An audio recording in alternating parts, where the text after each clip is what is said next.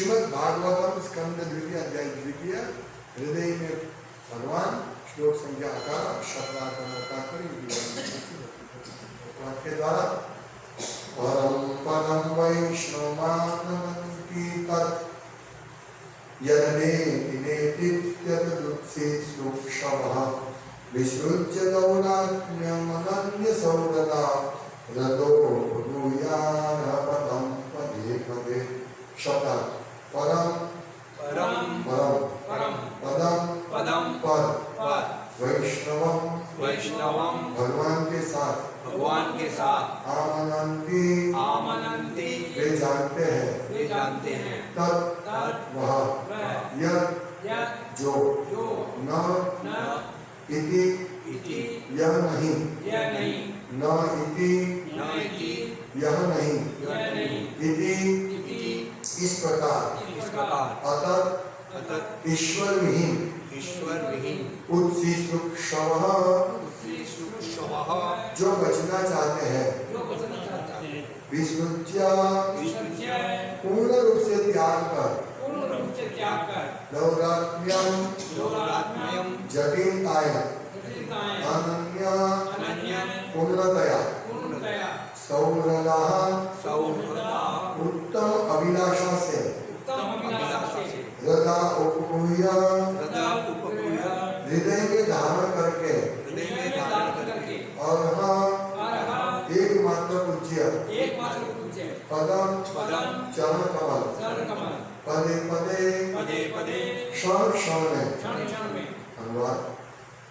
योगी जन ईश्वर में प्रत्येक वस्तु से बचना चाहते हैं क्योंकि उन्हें उस परम स्थिति का पता है जिसमें प्रत्येक वस्तु भगवान विष्णु से संबंधित है। अतएव वह शुद्ध भक्त जो कि भगवान से पूर्ण ऐक्य रखता है जटिलता उत्पन्न नहीं करता अपितु भगवान के चरण कमलों को हृदय में धारण करके उनकी प्रत्येक क्षण पूजा करता है। तात्पर्य भगवद गीता में मद धाम का कई बार उल्लेख किया गया है और पूर्ण पुरुषोत्तम भगवान श्री कृष्ण के अनुसार परम असीम है जिसमें स्थित ग्रह वैकुंठ या भगवान के धाम कहलाते हैं। उस योग में जो भौतिक आकाश तथा इसके 7 आवरणों से बहुत दूरी पर है वहां न तो सूर्य या चांद की आवश्यकता है नहीं प्रकाश के लिए बिजली की क्योंकि ये ग्रह स्वयं प्रकाशित है और भौतिक सूर्यों से अधिक तेजस्वी है। भगवान के शुद्ध भक्तों का भगवान के साथ पूर्ण रूप से मेल होता है अथवा दूसरे शब्दों में वे भगवान को अपना एकमात्र विश्वस्त मित्र तथा सूर्य मानकर सदैव भगवान के विषय में सोचते हैं। वे भगवान के स्वामी ब्रह्मा समेत सारे संसारिक प्राणियों की कोई परवाह नहीं करते केवल उन्हें ही निश्चित रूप से वैकुंठ ग्रहों के विषय में स्पष्ट दृष्टिया धारणा हो सकती है। ऐसे शुद्ध भक्त परमेश्वर के परिपूर्ण निर्देशन में रहकर दिव्य ज्ञान की किसी कृत्रिम चिंता में नहीं पड़ते और नहीं वे ब्रह्म क्या है माया क्या है इसकी व्याख्या में समय गंवाते हैं। वे न तो अपने को भगवान के साथ झूठा कराकर वो मानते न यह तर्क करते हैं कि ईश्वर का अलग से अस्तित्व नहीं है या कि ईश्वर है नहीं या जीव ईश्वर है या जब ईश्वर अवतरित होते हैं तब वे भौतिक शरीर धारण करते हैं। नहीं वे किसी अस्पष्ट चिंतन सिद्धांत से चिंतित रहते हैं जो वास्तव में दिव्य ज्ञान के मार्ग में कई बार प्रकार के अवरोधक होते हैं। निर्विशेषवादी अभक्त वर्ग के अतिरिक्त ऐसे भी वर्ग है जो अपने आप को भगवत भक्त कहते हैं किंतु अपने हृदय में मोक्ष की भावना छिपाए रखकर निर्विशेष ब्रह्म से तदाकार होना चाहते हैं। वे भूले व्यभिचार द्वारा भक्ति का अपना गलत मार्ग निकाल लेते हैं और दूसरे ऐसे लोगों को भी मार्गच्युत करते हैं जो वीरमूर्ख या उन्हीं के समान ही व्यभिचारी होते हैं। विश्वनाथ चक्रवर्ती के अनुसार ये सारे अभक्त अव्यभिचारी महात्मा के वेश में दुरात्मा होते हैं। ऐसे अभक्त तथा लपट इस श्लोक में सुखदेव गोस्वामी द्वारा अध्यात्मवादियों की सूची से विलग कर दिए गए हैं। इस तरह वैकुंठ लोक वास्तव में श्रेष्ठतम अवस्था है जिन्हें परम पदम कहा जाता है। निर्विशेष ब्रह्म ज्योति भी परम पदम कहलाते हैं क्योंकि सूर्य की किरणों के ही समान ये वैकुंठ लोक की किरणें हैं। भगवद गीता 14-27 श्लोक में स्पष्ट कहा गया है कि निर्विशेष ब्रह्म ज्योति भगवान के शरीर पर आधारित रहती है, और चूंकि प्रत्येक वस्तु प्रत्यक्षता अप्रत्यक्ष रूप से ब्रह्म ज्योति पर निर्भर रहती है, अतएव प्रत्येक वस्तु भगवान से उत्पन्न होती है, उन्हीं पर आश्रित रहती है और प्रलय के बाद उन्हीं में विलीन हो जाती है। अतएव उनसे कोई भी वस्तु स्वतंत्र नहीं है। भगवान का शुद्ध भक्त अपना समय अब्रह्म एवं ब्रह्म के अंतर करने में नहीं गंवाता, क्योंकि वह भली भांति जानते हैं कि भगवान पर ब्रह्म अपनी ब्रह्म शक्ति से हर वस्तु में जुटे हुए हैं। इस तरह भक्त प्रत्येक वस्तु को भगवान की संपत्ति के रूप में देखता है। भक्त हर वस्तु का उपयोग उन्हीं की सेवा में करना चाहता है और वह प्रकृति पर अपनी अनुचित प्रभुता जता करके किसी प्रकार की जटिलता उत्पन्न नहीं करता। वह इतना अज्ञाकारी होता है कि अपने आप को तथा हर वस्तु को भगवान की दिव्य प्रेम सेवा में लगाता है। भक्त को हर वस्तु में भगवान का दर्शन करता है और भगवान में हर वस्तु को देखता है। दुरात्मा द्वारा उत्पन्न किया गया उत्पाद इसकी इस धारणा के कारण उपजता है, उसकी इस धारणा से उपजता है कि भगवान का दिव्य रूप कभी कभी भौतिक होता है। ओम ज्ञान तिमिरान्धस्य ज्ञानञ्जनशलाकया चक्षुरुन्मीलितं येन तस्मै श्रीगुरवे नमः। नाम श्रेष्ठं मनोऽपि शचीपुत्रमत्र स्वरूपं रूपं तस्यानुजानुपुरी माधुरीं गोष्ठवतीं राधाकुन्दं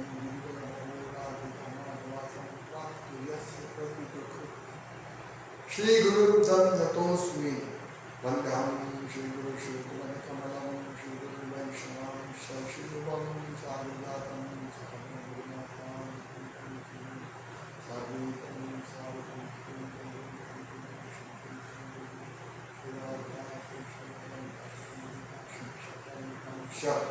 हे कृष्ण करुणा सिंधु दीनबंधो जगत्पते श्री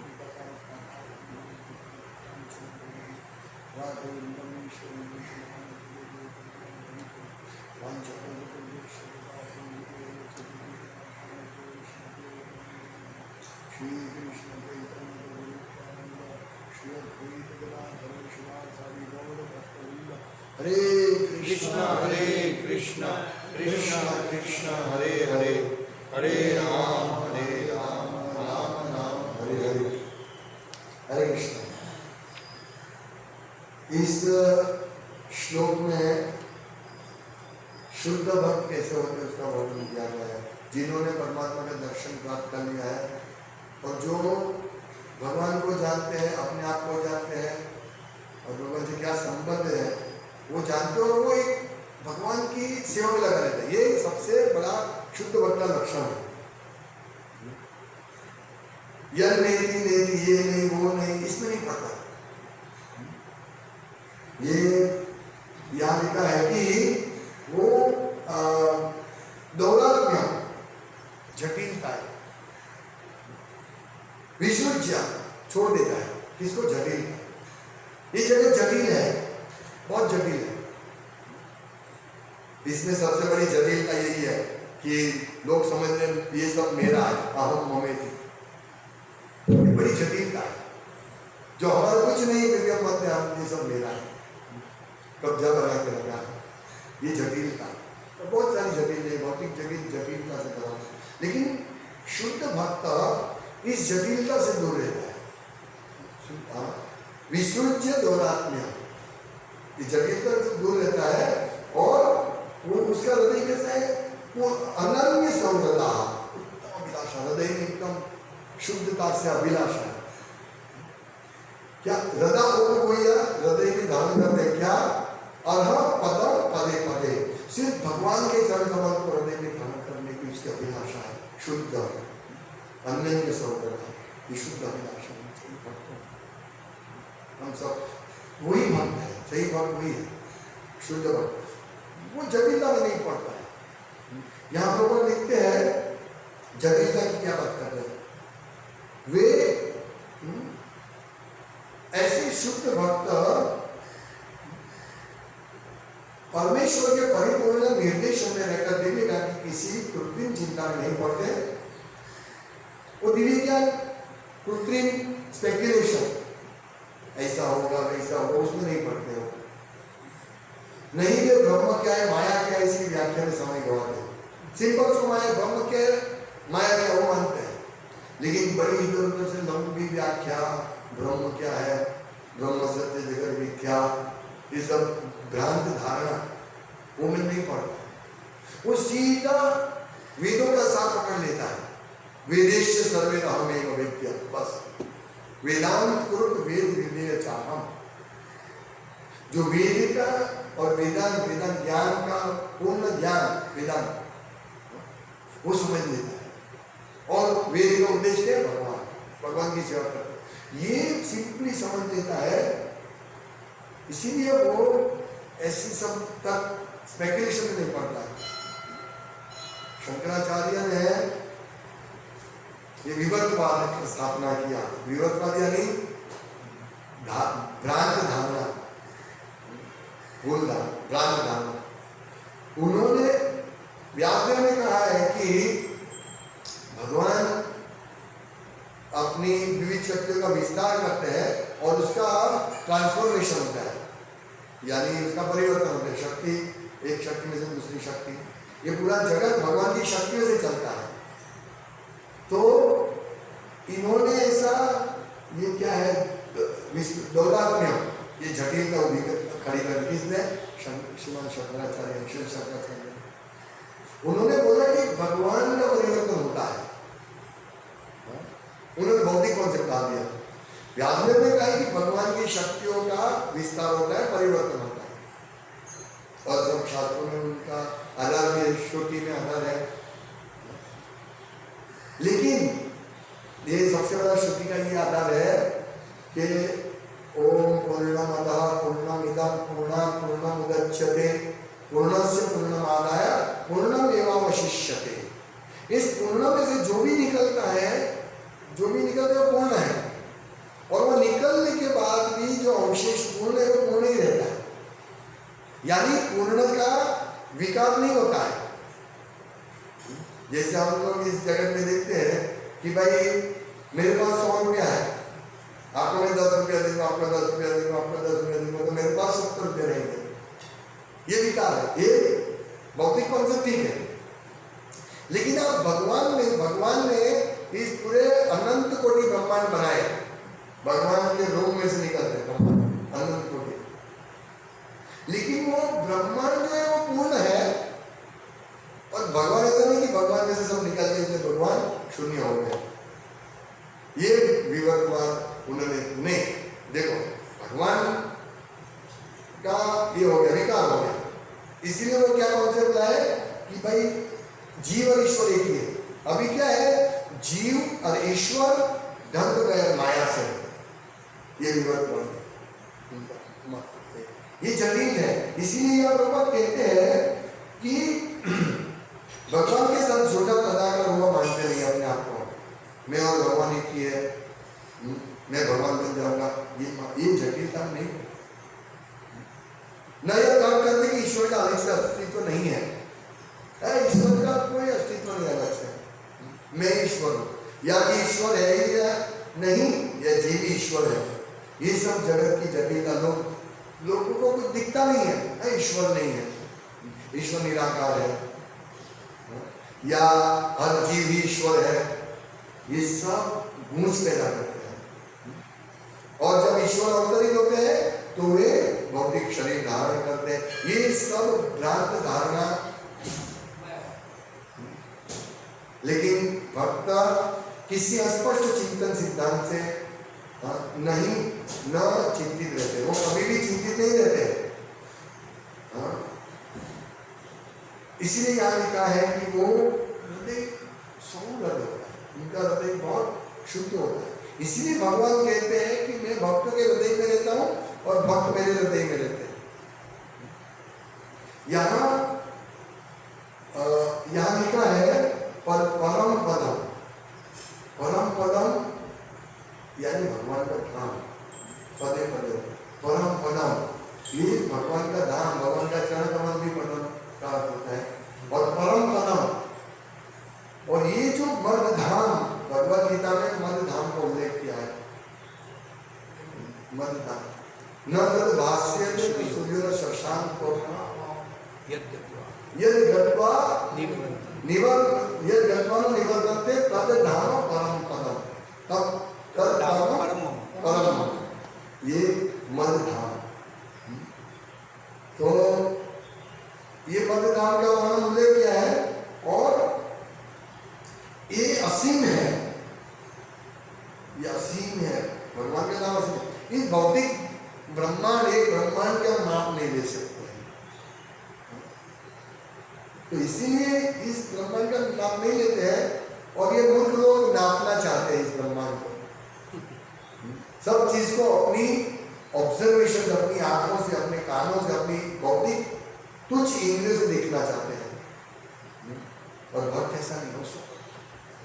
विश्वच्च दोनों भक्त को पूछो भाई ब्रह्मांड का नाप कितना, तुरंत बता देगा। वो नापने नहीं जाएगी इतना, लोग भागवतम में लिखा है, शास्त्रों में लिखा है, उसको श्रद्धा है, विश्वास है। और जो भगवत धाम है वो इस भौतिक जगत के से तो दूर है, लेकिन उसके 7 आवरण से भी दूर है। हम भौतिक जगत के 7 आवरण के भी कल्पना नहीं कर सकते, भौतिक जगत की भी कल्पना नहीं कर सकते। एक भौतिक जगत की हमारे बुद्धि से बहुत दूर है। एक भौतिक जगत, एक ब्रह्मांड, एक ब्रह्मांड हमारी चिंता शक्ति, हमारे स्पेक्युलेशन से बहुत दूर है। नहीं मालूम। अभी तो मंगल ग्रह में जाने की बात करें, मंगल के बाद में कितना, अभी ये जो ऊपर के ग्रह है सब ब्रह्मलोक की तो बात ही क्या है। प्रकाश वर्ष दूर है अभी तक ये ब्रह्मांड। एक आवरण बहुत दूर है, बहुत 10 आवरण मोटू है, एक आवरण करता है। एक आवरण पृथ्वी के ये जो ब्रह्मांड है उससे 10 गुना बड़ा है। ये तो सोचो, मतलब लास्ट आवरण सोचिए, हम कैलकुलेट नहीं कर सकते इतना बड़ा है। और प्रभुपाद लिखते हैं कि उस व्योम में जो भौतिक आकाश है तथा उसके 7 आवरण से बहुत बहुत दूरी पर है, वहां न तो सूर्य, चंद्र और अन्य प्रकाश की आवश्यकता है, बिजली की भी आवश्यकता नहीं है, वो स्वयं प्रकाशित है। तो परम पद, वो पद पर जाने के लिए भक्त को योग्य है और कोई नहीं। इसीलिए इनको सौरदा कि उनकी अभिलाषा यही है, भगवान को प्रसन्न करो, बस यही अभिलाषा है। हाँ, और वो प्रत्येक वस्तु से बचना चाहते हैं जो ईश्वर विहीन है। इसीलिए वो लोग भक्तों से संग नहीं करना चाहते। भक्त का यही स्वभाव, ये सेकंड क्लास भक्तों का लक्षण है, विशेषकर सेकंड क्लास भक्त 4 प्रकार के हैं, तत्व को जानते हैं। पहला क्या है, भगवान कौन है। हाँ? दूसरा, जो ईर्ष्या से उससे दूर रहता है। तीसरा, जो व्यक्ति भक्ति करना चाहते हैं निम्न अवस्था में, उसको मालूम है, उसको उठाता है और मैं आत्मा में। तो ये सब लेवल पर हमको पहुंचना है, किसका संग करना है, किसका संग नहीं करना है, किसको उठाना है, किसको भक्ति में आगे ले जाना है, भगवान क्या है, मैं कौन हूँ, ये सब जानता है। हमें प्रभु के लिए कम से कम इस लेवल पर पहुंचना है। और जो प्रचारक है वो इस लेवल पर पहुंचेगा, जो प्रचार करता है, जो बुक डिस्ट्रीब्यूशन करता है, जो सेवा करता है, वो जरूर इस लेवल पर पहुंचे। वो निम्न लेवल पर नहीं रहेगा, कनिष्ठ अधिकारी के लेवल पर नहीं रहेगा। जो सेवा करता है ना वो पहुंचेगा। और जो अच्छा संग करता है, जिसमें इस साधु गुरु शास्त्र के माध्यम से शिक्षा प्रदान की जाती है, ऐसे भक्तों का संग करता है, तो वो बहुत जल्दी मध्यम अवस्था में आ सकता है, सेकंड क्लास लेवल पर। और हमें सब हमारी ये इच्छा होनी चाहिए कि हम उस पर आ सकते हैं और शास्त्र के सिद्धांत को समझ के प्रचार कर सकते हैं। कनिष्ठ अवस्था क्या है, भगवान और मैं, बस और कोई नहीं, भक्त कुछ नहीं। इसलिए हम कभी कभी देखते हैं बहुत भक्त जो होते हैं बहुत सालों से इस्कॉन में है, भक्ति कर रहे हैं, लेकिन वो कनिष्ठ अवस्था नहीं रहते हैं। उसको ये मैं और मेरा भगवान और कोई, ये भक्तों की क्या है, वो निंदा करता रहता है। भक्तों को। ये भक्त ऐसा है, वो वैसा है, मैं देखो मैं और भगवान, मैं अच्छा हूँ और मेरे भगवान, ये घनिष्ठ अवस्था है। हालांकि वो माला करता है लेकिन वो शास्त्र के सिद्धांत को नहीं जानता। हमको सेकंड लेवल पर पहुंचना है। और यहाँ के योगी जन ईश्वर भी प्रत्येक वस्तु से बचना चाहते हैं क्योंकि उन्हें परम स्थिति का पता है जिसमें हमारा प्रत्येक वस्तु भगवान विष्णु से संबंधित है। तो प्रत्येक वस्तु हमें देखना है संबंधित है भगवान से। तो जो शुद्ध भक्त होता है वो भगवान से अपना ऐक्य रखता है, जटिलता उत्पन्न नहीं करता। ये सब ये नहीं वो नहीं, ये भगवान नहीं वो भगवान नहीं, भगवान निराकार है, हम इंद्रिय ये जीवन मिला, खाओ पियो मौज करो, ये सब जटिलता है। स्पेकुलेशन और जटिल है, जीवन जटिल है, भौतिक जगत में जटिल है। ये आध्यात्मिक जगत में ऐसा नहीं है, उसमें जटिलता नहीं है। व्यवसाय का बुद्धि, एक ही कार्य है भगवान की सेवा। और यदि व्यक्ति इस भौतिक जगत में यही कार्य करेगा भगवान की सेवा, तो वो भी जटिलता से मुक्त होकर हृदय का सौंदर्य होगा, सौंदर्य होगा जो उत्तम अभिलाषा से। सोचिए हृदय में ये भौतिक लोग सुखी क्यों नहीं, खुश क्यों नहीं रहते? भक्त भी खुश रहता है। भक्त के पास खजाना तो नहीं है, ये भौतिक खजाना देखता है नहीं, ज्यादातर हम देखते हैं बहुत कम पैसे वाले लोग भक्ति, शुद्ध भक्ति करते हैं, तो फिर भी भक्त खुश क्यों रहता है? जो मन है, मन यदि अच्छा होगा, एक कहावत है हिंदी में, मन चंगा तो कठोर में गंगा। वास्तविक यदि हमारा मन निर्मल होगा, निर्मला सता, निर्मल होगा हमारा मन, भक्तों का मन निर्मल होता है। ये जो निर्मल होता है ना, जब शुद्ध होता है ना कोई भी चीज, जब हम बैठते हैं, हम कपड़े पहनते हैं, हम 4 दिन के बाद पहने हुए कपड़े पहनेंगे तो हमारा हमको अच्छा नहीं लगा, अस्वस्थता लगेगी। जैसे हम ट्रेन में जाते हैं, नाइट ट्रेन में गुजारते हैं तो हमको अच्छा नहीं लगता है, फिर भी लगता है, इसलिए हम लोग मंत्र स्नान कर लेते हैं और इस प्रकार हमारा कार्यक्रम करते हैं। लेकिन कहने का तात्पर्य जब शुद्ध होता है, मन शुद्ध होता है तो हमें सब चीज प्रसन्न चित्त होता है। चित्त जब चित्त प्रसन्न रहता है, शुद्ध होता है तो प्रसन्न चित्त रहेगा। तो इस प्रकार मन शुद्ध होता है, इसीलिए भक्त लोग हमेशा खुश रहते हैं। उसको कितना भी तकलीफ आए जाए, लेकिन वो तकलीफ में थोड़ा तकलीफ दिखेगा, लेकिन उसको मालूम ये सब तकलीफ अभी थोड़े 2-4 दिन में चली जाएगी, 2-4 महीने में चली जाएगी। और मूल मेरी तकलीफ क्या है, भरोसा तो मैं फंसा, वो मेरी सबसे बड़ी तकलीफ है। इसलिए भक्त किसी को दुख नहीं पहुंचाता, किसी को कष्ट नहीं पहुंचाता, किसी के साथ खराब व्यवहार नहीं करता, चाहे उसके साथ खराब व्यवहार हो। उसका हृदय सौंदर्य, उत्तम अभिलाषा। तो ये ऐसा क्यों होता है, भक्त का हृदय से शुद्ध क्यों होता है?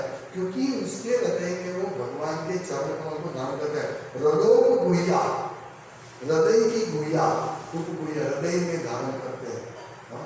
और हाँ, इसको एक बार का पूज्य बोले, पदम पदे पदे, पदे पदे क्षण क्षण में वो कृष्ण को धारण करते हैं। भजहुरे मना श्रीनंदनंदन अभय चरणारविंद। भगवान ठाकुर अभय चरणारविंद को भजन करो, हृदय में धारण करते। दुर्लभ मानव जन्म सत्संगे तारे भव सिंधुरे। बहुत ज्यादा पार करना है और भक्तों के पास ये सब नॉलेज है। हालांकि वेदांत पढ़ने वाले, शारीरिक भाष्य पढ़ने वाले नहीं समझ सकते ये सब चीजें, क्योंकि वो तो भगवान को भौतिक स्तर पर मानता है। वो मानता है कि भगवान निराकार है और भगवान, हम भी जीव है और भगवान भी एक जीव है, और हम भगवान में भूल जाएंगे, निराकार में भूल जाएंगे। ये सब ब्रह्म सत्य जगन मिथ्या। वो बात कहते हैं कि ब्रह्म सत्य है तो उसमें से निकली चीज मिथ्या कैसे हो सकती है? और ये जगत मिथ्या तो हम बैठे हैं इस भौतिक जगत में, मिथ्या कैसे है? ये माइंड है, इसको दिख रहा है, मिथ्या कैसे हो गया?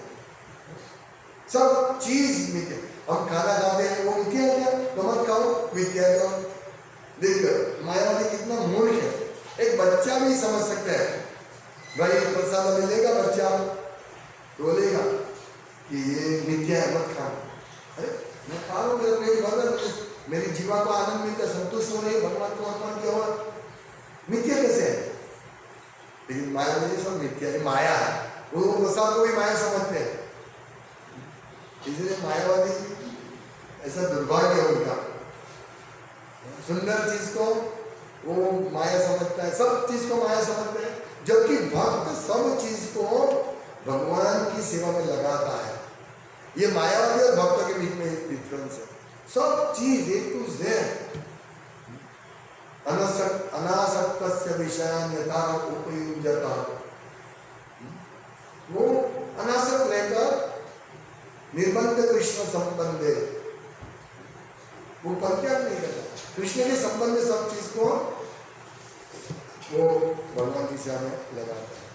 और यही युक्त महिला है, अपने लिए नहीं, जो भी चीज वो देखते हैं वो ये भगवान के। जैसे मार्केट में लोग ये लेने जाते हैं, सब्जी लेने जाते हैं, फ्रूट लेने जाते हैं, तो गांच होती है तो खा लेते हैं, लेकिन भक्त को देखा नहीं, भक्त को देखा लो तुमको मैं टेस्ट करा दो, नहीं हमें टेस्ट नहीं, हम भगवान खाएंगे फिर हम देंगे। ये भक्त की चेतना देखो कितनी सौम्य है। पहले भगवान, मेरी ये चीज नहीं, पहले भगवान को अर्पण करेंगे फिर बाकी। एक बार मैं वो किराने में कुछ लेने गया था, कुछ मगज का ऐसा, तो वो वजन कर रहे थे, तो एक औरत आई और खाने लगी, बोला ये क्या कर रहा? ये भगवान को अर्पण करना। मैं इसको निकाल दो, अभी मुझे नहीं लेना।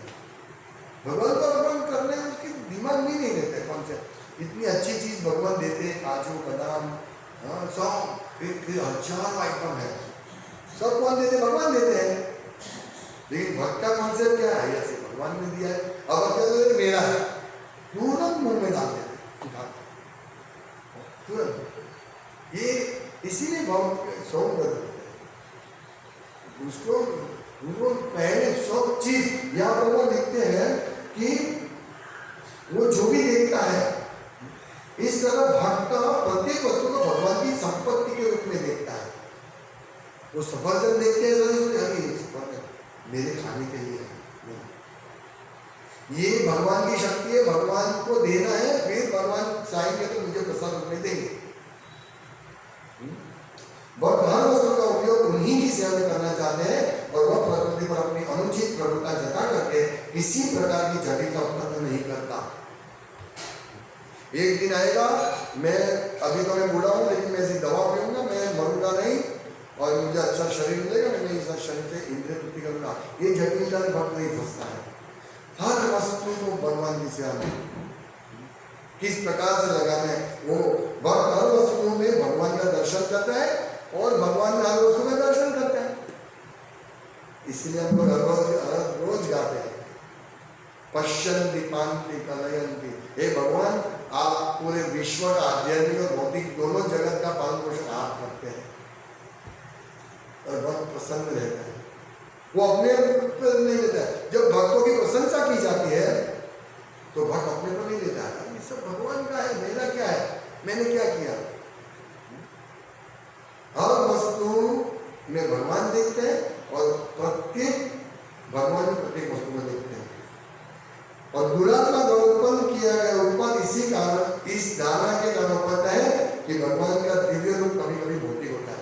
तो ये एक चीज है जो दुरात्मा कहलाता है, क्या कि भगवान कभी कभी भौतिक रूप धारण करते हैं। ये एक पॉइंट व्यक्ति को फिनिश कर देता है माया का। और भौतिकतावादी भी, उसको तो कोई ज्ञान ही नहीं है, फिर भी अच्छा है। भौतिकतावादी कम से कम कभी भक्तों का संग में रहकर कभी वो ये बनेगा, भक्त बन सकता है। लेकिन मायावादी तो बिल्कुल भगवान के निंदक है। चैतन्य महाप्रभु कहते हैं मायावादी भाष्य सुन ले वही सरल। मायावादी भाष्य सुनने सर्वनाश, ये तो बहुत डेंजरस है मायावादी, इसलिए मायावादी पूछना नहीं चाहिए और हम उसको सुधार भी नहीं सकते। हाँ। इसलिए ऐसे संग करेंगे, यदि चलो हम मायावादी के साथ रोज बैठेंगे उठेंगे और उसके बाद में एक दिन हम आ जाएंगे कि माया बहुत स्ट्रॉन्ग है। हाँ सही बात है, कहाँ दिखते हैं भगवान? इधर भक्त सब भक्तों लोगों का पागलपन है। भगवान नाम में है, नाम भी माया है, इसीलिए वो नाम नहीं बोलते, कृष्ण नहीं बोलते, वो बोलते परमात्मा। ये सबको माया समझते, नाम को भी माया। भगवान के भक्त लोग प्रसन्नता से उत्साह से नाचते कूदते भगवान का नाम लेते हैं। हाँ, और एकदम डिवोशनल, मतलब एक समय निकाल के 16 माला करते हैं। चलो विज्ञान से नहीं, लेकिन उसको विश्वास है कि ये नाम भगवान है। हाँ? हमारा एक बच्चा कल बच्चों का प्रोग्राम होता है, हमारा रेगुलर सत्संग प्रोग्राम में बच्चों का अलग प्रोग्राम होता है। तो बच्चों को बोला कि भाई आप श्लोक बोलो तो मोड़े कर दिया उन्होंने श्लोक। और वो भगवान कौन है? भगवान कृष्ण।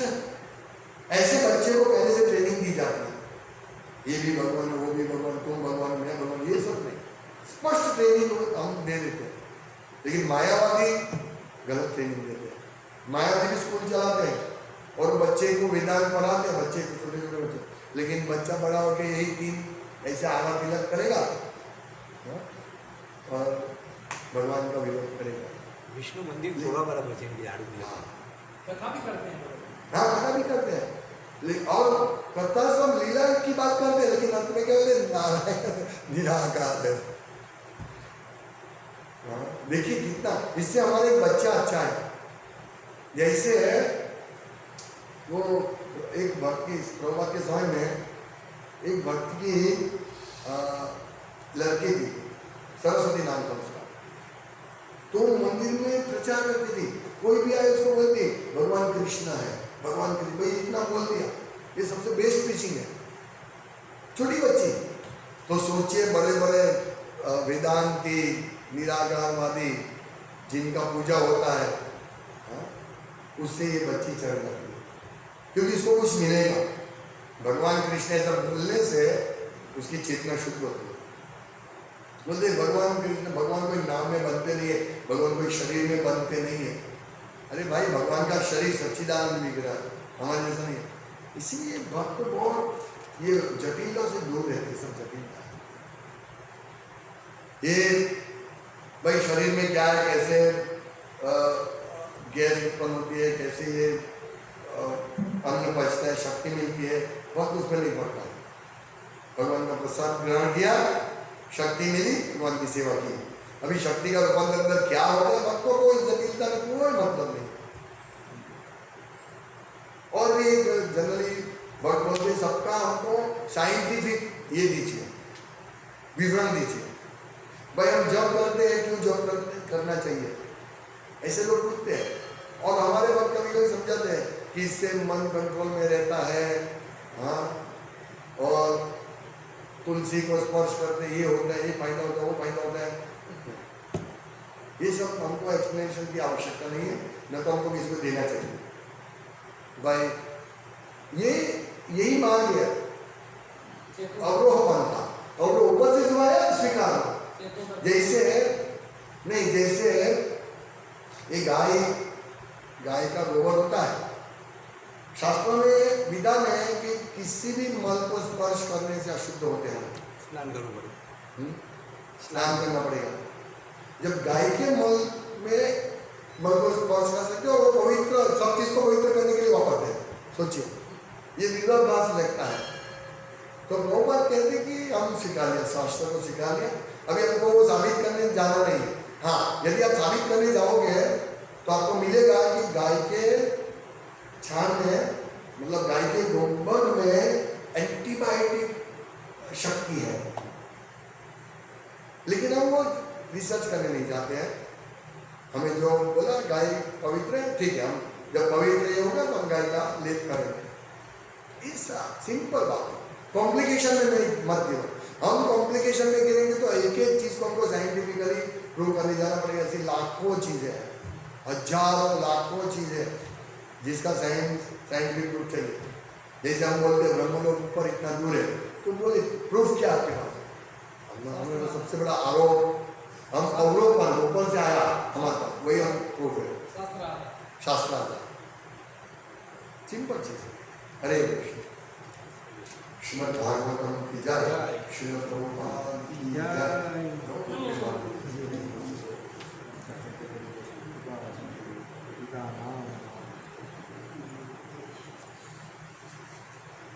इस भौतिक जगत